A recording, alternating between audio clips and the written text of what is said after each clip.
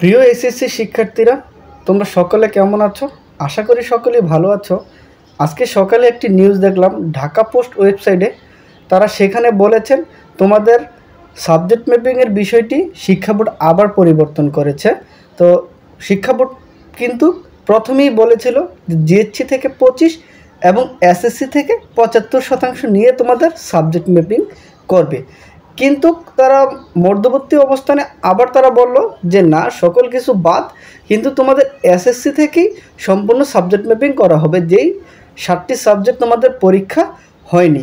কিন্তু আজকে সকালে দেখলাম ঢাকা পোস্ট ওয়েবসাইটে তারা আবার একটি পোস্ট করেছে যে তোমাদের সাবজেক্ট ম্যাপিং হবে জিএসসি থেকে 25 এবং এসএসসি থেকে 75%।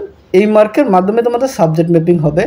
তো এই বিষয়টি নিয়ে আমি তোমাদের সাথে একটু আলোচনা করার জন্য আজকে এই ভিডিওটি তৈরি করলাম।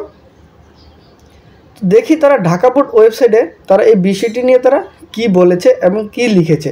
তো এখানে লিখেছে জিএসসি প্রাপ্ত নম্বরে 25% এবং এসএসসি প্রাপ্ত নম্বরে 75% যোগ করে ওই বিষয়টি শিক্ষার্থীর নাম্বার দেওয়া হবে। শিক্ষা বোর্ডগুলো এমন প্রস্তাবে অনুমোদন দিয়েছে শিক্ষা বোর্ড মন্ত্রণালয়। তাছাড়াও সেখানে আরও লিখেছে তারা যে তোমাদের যদি তোমরা জিএসসিতে 100 পেয়ে থাকো তাহলে সেখান থেকে 25, আর এসএসসিতে যদি 100 পেয়ে থাকো সেখান থেকে 75। এইভাবে তোমাদের ওই বিষয়ের উপরে তোমাদের 100 মার্ক দেওয়া হবে।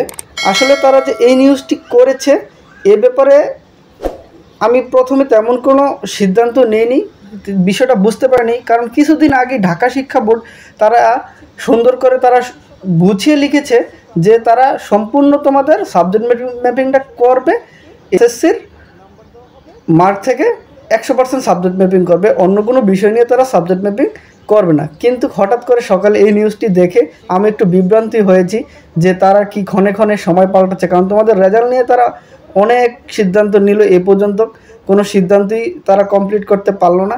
তো আজকে এই বিষয়টি আমি নিয়ে একটু অবাকই হলাম যে কেন এত তোমাদের সমস্যা, এত পরিবর্তন করতেছে তারা। আর তাছাড়া আমি এই নিউজটি অন্য কোনো গণমাধ্যমে আর দেখিনি, তারা নিজেরাই প্রকাশ করেছে। একটি গণমাধ্যমে আমি দেখেছি, অনেক ঘাটাঘাটি করে দেখলাম যে কোনো গণমাধ্যমে তোমাদের এই বিষয়টি নিয়ে কোনো নিউজ হয়নি। তারা জাস্ট ঢাকা পোস্ট যে তারা প্রতিবেদনটি তারা এই প্রতিবেদনটি করেছে। তাছাড়া আমি তোমাদের রেজাল্ট কিন্তু 17 তারিখে দিবে এরকম নিয়ে একটি ক্যালকুলেশন করে তোমাদের একটি ভিডিও তৈরি করেছি, তোমরা সেখানে গিয়ে ভিডিওটি দেখতে পারো। আর কীভাবে তোমরা রেজাল্ট দেখবা সে বিষয়টি তোমরা আমার চ্যানেলে দেওয়া আছে, সেটা গিয়ে তোমরা দেখতে পারো। আর অবশ্যই ভিডিওটি শেয়ার করে দিবা, আর ভিডিওটি ভালো লাগলে একটা লাইক দিবা। আর যারা আমার চ্যানেলে নতুন অবশ্যই আমার চ্যানেলটি সাবস্ক্রাইব করে আমার পাশে থাকবা। আজকের মতো বিদায় নিলাম, আল্লাহ হাফেজ। সকলে ভালো থেকো, সুস্থ থেকো।